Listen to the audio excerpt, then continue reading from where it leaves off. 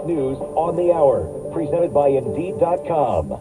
I'm Monica Ricks in New York. The Supreme Court is delaying its decision on access to a popular abortion pill until Friday. CBS's Nicole Skanga has details.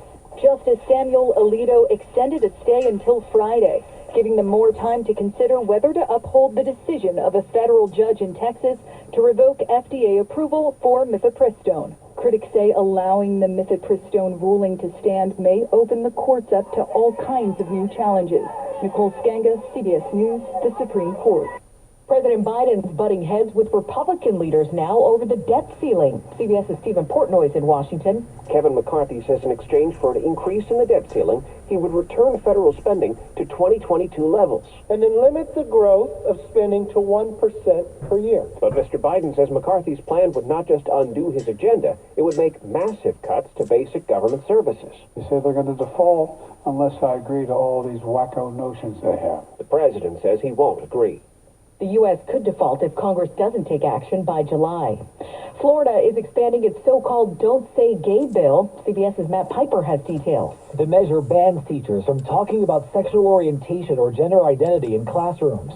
Florida already bans such lessons in kindergarten through third grade. Now, after a vote today from the state's Board of Ed, the rule extends to grades 4 through 12. Critics have argued that it marginalizes gay and trans people. The ban will take effect after a procedural notice period that lasts about a month. Has finally tracked down the teenager suspected of shooting up a Sweet 16 party in Dadeville, Alabama, killing 4 people and injuring dozens more. DA Mike Segrest says so far these guys are looking at murder charges. So when I tell you that this is just the tip of the iceberg and forthcoming charges, literally, we're going to make sure every one of those victims has justice and not just the deceased. Tiger Woods just went under the knife. Tiger Woods has undergone ankle surgery to deal with post-traumatic arthritis from a fracture in his right leg. The fracture occurred 2 years ago during Woods' near-fatal accident in California. 2 weeks ago at the Masters, Woods was visibly in pain as he limped at times. He eventually withdrew. There is no indication when Woods will be back in competition. That's CBS's Steve Futterman reporting. Well, you'll just have a few months left to play movies manually before Netflix shuts down its DVD by mail service. There's a better way to rent movies. As many as you want for only $17.99 a month and no late fees. Netflix started mailing out DVDs 25 years ago, but plans to stop the service in September to focus on streaming. It isn't saying how many people still subscribe to it.